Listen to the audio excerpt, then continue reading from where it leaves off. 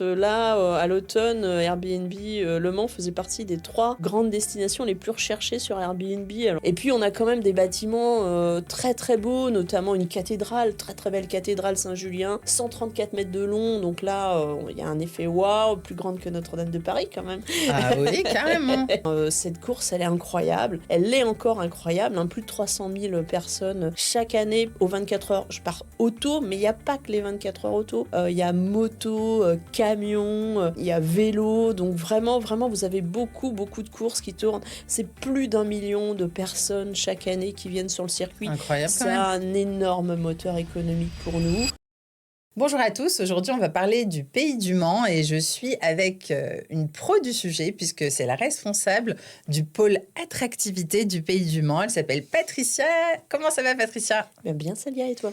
Ça va super, bon t'es venue nous voir à Paris, c'est gentil. Ouais, c'est super. Alors ce qui est bien c'est que c'est pas trop loin le Mans. Ah non, 54 minutes en TGV, c'est vraiment très facile, donc vous êtes nos voisins et ça c'est génial. Ouais, il y a beaucoup de Parisiens qui viennent vous voir d'ailleurs. Énormément, c'est devenu notre première clientèle depuis quelques années et ça c'est extrêmement important de le dire. Au départ c'était pas le cas, mais en fait quand les Parisiens ont compris que c'était très mignon et très près, ils sont venus. Ah bah oui. Et donc alors, si tu devais présenter le Pays du Mans en quelques mots, comment, parce que tout le monde ne connaît pas, même les Parisiens d'ailleurs, comment tu le présenterais finalement? Alors, le Mans et sa région, parce oui, que c'est tout ça à qu'on fait. appelle le Pays du Mans. Tout à fait, on est à la fois effectivement le Mans, ville-centre et puis tout autour. Souvent, le combo gagnant chez nous, c'est rillette voiture. Et donc, en fait, c'est vrai que tous les gens nous connaissent plus ou moins comme cela. Donc, c'est vrai que c'est des choses qui sont très fortes. Mais nous, l'idée, c'est aussi de montrer un petit peu les choses moins connues et notamment la vieille ville du Mans qui est vraiment super belle. Et oui, parce que la vieille ville, c'est donc le cœur historique du Mans. C'est vrai que c'est assez splendide. Je l'avais visité avec toi. Hein. C'est très moyenâgeux. C'est des petites ruelles de style médiéval, pavées. Est-ce que tu peux nous décrire ça? Et comment on appelle ce cœur historique? Parce que ça a un nom. Oh, oui, tout à fait. Il y a quelques années, on a décidé en fait d'appeler ce cœur historique Cité Plantagenet. C'était un petit clin d'œil à la dynastie des Plantagenets, donc ces rois qui étaient un peu turbulents et qui surtout étaient d'origine du Mans en fait, notamment Henri II qui était né ici. Et donc c'est pour ça qu'on a voulu redonner un caractère plus historique donc à cette cité. Souvent, c'est vrai qu'on n'a pas d'image et quand on arrive, il y a un effet waouh, on se dit mais waouh, c'est magnifique, c'est effectivement comme tu le disais, des ruelles, toutes pavées, maisons à pans de bois. Alors ça c'est très étonnant. C'est vrai que c'est joli ça aussi. Des belles maisons Renaissance, des hôtels particuliers du 18e qui sont très emblématiques. Et puis on a quand même des bâtiments très très beaux, notamment une cathédrale, très très belle cathédrale Saint-Julien, 134 mètres de long. Donc là, il y a un effet waouh, plus grande que Notre-Dame de Paris quand même. Ah oui, carrément. Ah, ça rigole pas, ouais, au Mans. Ouais, et puis des vitraux aussi, de magnifiques vitraux. On connaît Chartres, mais c'est vrai qu'au Mans, on est surpris. On a le vitrail le plus ancien du monde roman qui est en place dans la cathédrale. Donc ça, c'est vraiment hyper sympa. Il faut le dire. Et puis, on a des vitraux qui sont restés très bien conservés du Moyen-Âge et du 19e.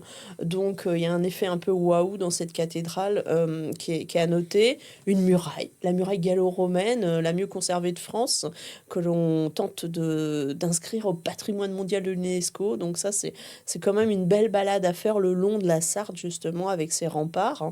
Et puis, on a aussi, comme je le disais, un chœur qui est incroyable et puis qui a servi de tournage, de lieu de tournage pour plein de films comme Cyrano de Bergerac, le Bossu, le nouveau Bossu avec Daniel Auteuil et puis le Masque de fer avec Leonardo DiCaprio quand même qui est venu. Ah oui, Leonardo. Ouais, lui-même. Il est venu au Mans. Ouais, tout à fait. Donc c'est vrai que ça c'est assez incroyable et on n'a pas du tout cette image très clairement. On a effectivement, comme je disais, le combo rillette 24 heures et puis on n'a pas vraiment d'image derrière. Donc venez, vous serez agréablement surpris.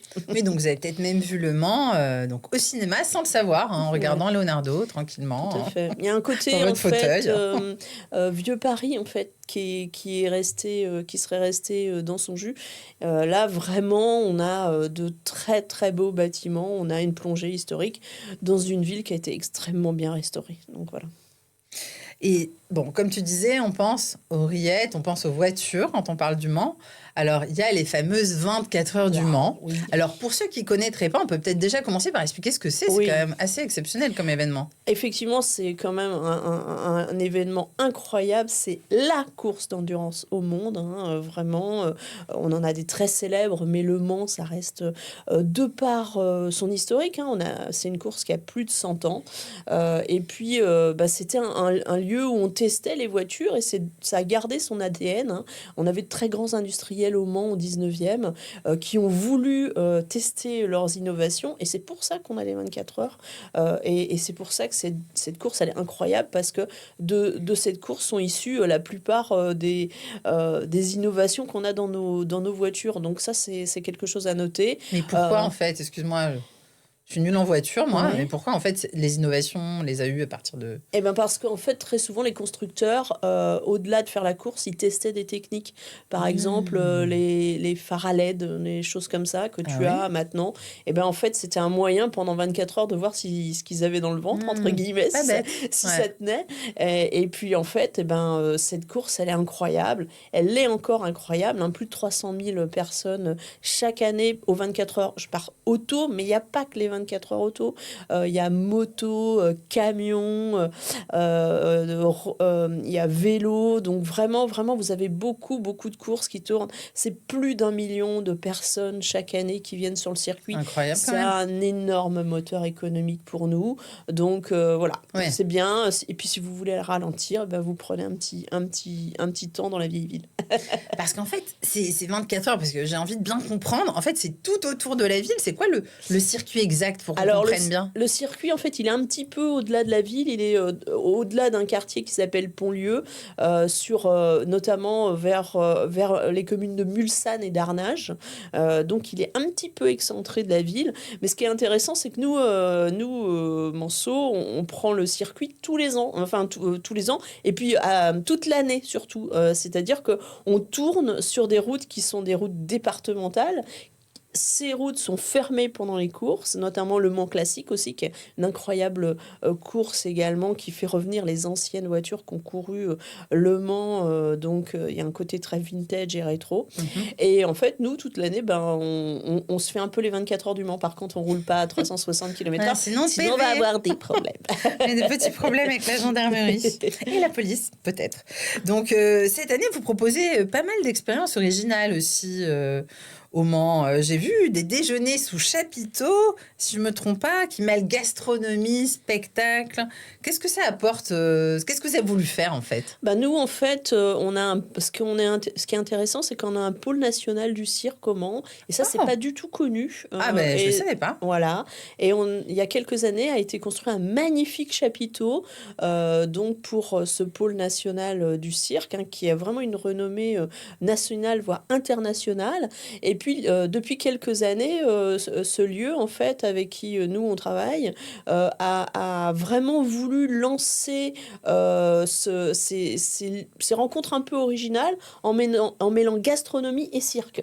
On se dit, bon, et pourquoi? Et là, ce qui est intéressant, c'est que c'est le chef étoilé du Mans, en fait, de l'auberge de Bagatelle, qui propose des repas qui sont quand même assez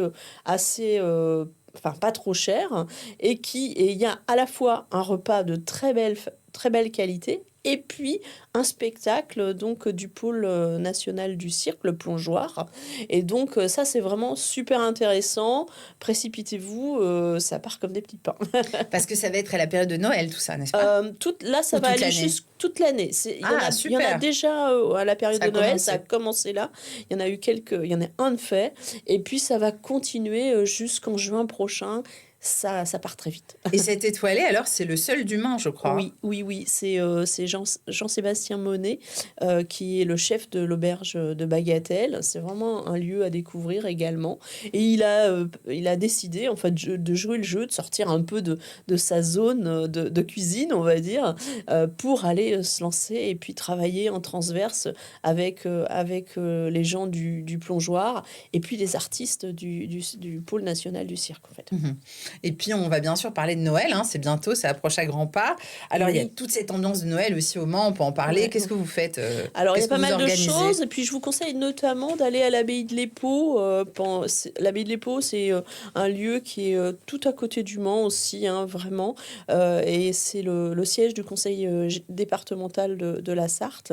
Et je vous conseille vraiment parce que là, il y a un voyage sonore et lumineux.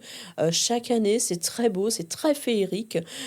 Et il y a, voilà, pour vous immerger dans un monde un peu merveilleux et féerique. En plus, ça vous permet de découvrir ce lieu qui est splendide. Hein. Cette abbaye, c'est l'abbaye qui a été fondée en 1229 par la reine Bérengère. Alors, qui est la reine Bérengère? C'est la Oui, un peu femme. d'histoire, s'il te plaît, parce que moi, je me souviens plus, par exemple. C'est la femme de Richard Cœur de Lion, quand même, qui est un peu Ah, lui, on connue. connaît. Et donc, voilà, donc cette femme, une fois qu'elle devient veuve, hein, il y a Richard Cœur de Lion qui a la très mauvaise idée de se prendre un carreau d'arbalète au siège de Chalut, donc il en meurt. Et donc, elle devient veuve et on lui donne, en fait, elle devait avoir la Normandie, on lui donne le Maine, ce qui est pas mal non plus. Et puis, elle va s'installer ici au Mans, puis elle va décider de fonder cette abbaye. Et donc, là, à Noël, c'est l'occasion de pouvoir découvrir ce lieu qui est magnifique, de voir la reine Bérengère parce qu'elle est enterrée dans ce lieu, et puis de le découvrir de manière extrêmement belle et illuminée. Donc, je vous le conseille. Bon, alors, sans transition, on passe aux rillettes. Oui. Parce que les rillettes du Mans, c'est quoi? Parce qu'il y en a qui connaissent pas aussi. Alors, hein. les rillettes du Mans, c'est une préparation ancestrale. Hein. On en retrouve dans les textes depuis le Moyen-Âge. Une préparation qui est assez simple, hein, parce que on avait à l'automne, il fallait sacrifier ce pauvre cochon. Et donc, il y avait des restes qui étaient là. Et donc, on les faisait bouillir et on faisait une préparation toute simple, sel, poivre, et puis c'était tout. C'est tout. Et ça reste un peu... on est très connu pour ces rillettes, tout simplement parce que c'est grâce au train qui a permis, lorsque le train arrive en 1854 au Mans, les machinistes des locaux vapeur, on leur donne un sandwich dans lequel il y a des rillettes, ils se disent « Ah, mais c'est trop bon !» Ils ramènent à la capitale, et là, bam, c'est parti, c'est le succès. Et puis, voilà. Bon, il y a toujours cette petite guéguerre avec Tours, mais ça n'a rien à voir. Les rillettes de Tours et les rillettes du Mans, elles ne sont pas préparées, donc elles sont aussi bonnes les unes que les autres, mais différentes, voilà. Bon, et puis pour ceux qui sont pas trop rillettes, qu'est-ce qu'il y a à manger au Mans? Il y a plein d'autres choses. Je crois que c'est une destination assez gourmande finalement, non? L'avantage, c'est qu'on a beaucoup de produits on a des magnifiques marchés sur lesquels on peut retrouver des volailles, notamment hein, la poule du Mans, qui est très célèbre. Les volailles de Loué aussi, hein, quand même, voilà, c'est juste à côté du Mans, donc ça, c'est important. On a beaucoup de maraîchers, en fait, sur le Mans, notamment... Même le chef Alain Passard a son jardin à côté du Mans. Donc, on a vraiment de très, très belles, de très, très beaux produits, en fait. Et puis, on peut les retrouver au pied de la cathédrale dans plusieurs jours, en fait, au marché des Jacobins. Et là, c'est l'occasion de super bien remplir son panier parce qu'il y a tellement de choses que ça vaut le coup. Et ce marché, c'est quand? C'est le dimanche. Alors, le plus connu, c'est le dimanche matin, mais on peut l'avoir mercredi, vendredi et dimanche. Donc, vraiment, on n'a pas d'excuse pour ne pas remplir son panier. C'est sûr. Et si tu devais recommander une adresse, un artisan, un lieu coup de cœur, ce serait quoi? Parce qu'il y en a pas mal quand même dans cette ville. Il y en a pas mal. C'est un peu la question piège, là. C'est vachement difficile. Il en fallait une. Parce que, voilà. Alors, peut-être faire un petit clin d'œil, comme je disais, au chef étoilé, donc à Jean-Sébastien Monet, qui est à l'auberge de Bagatelle, parce que lui, en fait, il se sert de tous ces produits en fait pour sublimer la cuisine du Maine, et donc c'est un moyen justement de pouvoir mettre en avant ses savoir-faire. On a aussi une charte, nous, que l'on bosse depuis quelques années, qui s'appelle Qualité Proximité. Et cette charte, ça permet en fait d'aller dans tous les restaurants qui proposent que des produits locaux, de saison. Donc ça, c'est plutôt bien. C'est plutôt dans l'air du temps. Mais c'est quelque chose qui fait partie de notre ADN depuis longtemps. Donc voilà. D'accord, donc ce restaurateur en particulier, voilà. coup de cœur, quoi. Et si quelqu'un n'a que 24 heures au Mans, sans jeu de mots, qu'est-ce qu'il fait alors? Qu'est-ce qu'il recommandes fait? quoi Il visite la vieille ville, obligé. Là, il peut pas. Peut-être il fait un petit saut à l'abbaye de l'Épau. Puis s'il veut se mettre un petit peu au vert, il va soit à l'Arche de la Nature, soit en forêt de Bercé. Parce que là, notamment en forêt de Bercé, c'est une véritable cathédrale du patrimoine naturel, avec ses très grands chênes. Donc ça vaut vraiment le coup pour avoir un dépaysement. Ou alors, s'il veut faire un petit peu de loisirs, il va un petit peu plus loin, il va à Coco Plage. C'est un lac avec une forêt domaniale magnifique, et là, il y a plein d'activités. Donc, il sera très bien. Coco Plage, j'adore. Ouais. C'est la trop plage drôle. de coco. Ça fait penser aux noix de coco, rien à voir. Non, à ne pas confondre. C'est moins exotique. C'est moins exotique. Et pour un week-end entier, tu recommandes aussi cette zone-là, j'imagine. D'aller un petit peu plus loin, justement, d'aller visiter le donjon de Ballon aussi, avec ses jardins tellement magnifiques. Faire un petit saut à la fonderie d'Antoigné, si on a envie, pour faire sa médaille. Et puis, c'est les anciennes fonderies Chappé. Donc, si on aime le patrimoine industriel, ça, c'est vraiment top, vraiment. Et tout à l'heure, tu me disais que, en fait, avant qu'on commence ce podcast, tu me disais que Airbnb, ça avait la cote chez vous, n'est-ce pas? Mais ouais, parce qu'en fait, là, à l'automne, Airbnb, Le Mans faisait partie des 3 grandes destinations les plus recherchées sur Airbnb. Alors, on était assez contents, on s'est dit, waouh, cool. Parce qu'en fait, c'est vrai que, on n'est pas très connus pour ce patrimoine. C'est ce qu'on essaie de défendre, en fait, Oui. parce que c'est pas survendu. C'est vraiment, enfin, toi, tu es venu, tu sais, Oui. il y a eu ce côté waouh en disant, mais c'est vrai, je l'ai eu. je connaissais pas. Enfin, et donc, je trouve que, voilà, c'est plutôt justifié. Ce fameux centre historique qui est vraiment trop mignon. Et puis, on est aussi sur un tourisme où c'est un peu plus confidentiel. Et je pense que les gens, ils aiment bien ça aussi, avoir quelques rues pour eux, pas être dans un truc où il y a trop de monde, voilà, donc on est encore bien, parce que comme le centre ancien est grand, on n'est pas tous dans la même rue, à se bousculer. C'est on pas peut très bien prendre très bien prendre le chemin, un peu caché. Voilà, et ça, c'est plutôt bien. Et au niveau des prix, je me souviens, ça va, c'est super accessible par rapport à Paris. Il faut quand même le préciser. Pas que les gens ils se disent c'est pas loin de Paris et puis c'est les mêmes prix. Vrai que non, c'est, alors déjà, rien que l'immobilier, c'est vraiment tellement moins cher. Donc voilà. Et puis même au niveau touristique, c'est pas, voilà, pour 110 euros, on peut se trouver très bien un très bel hôtel. Voilà, donc on est très bien placé, et en périphérie, perdu. Hyper au cœur. Vraiment, on peut vraiment avoir des choses très, très sympas.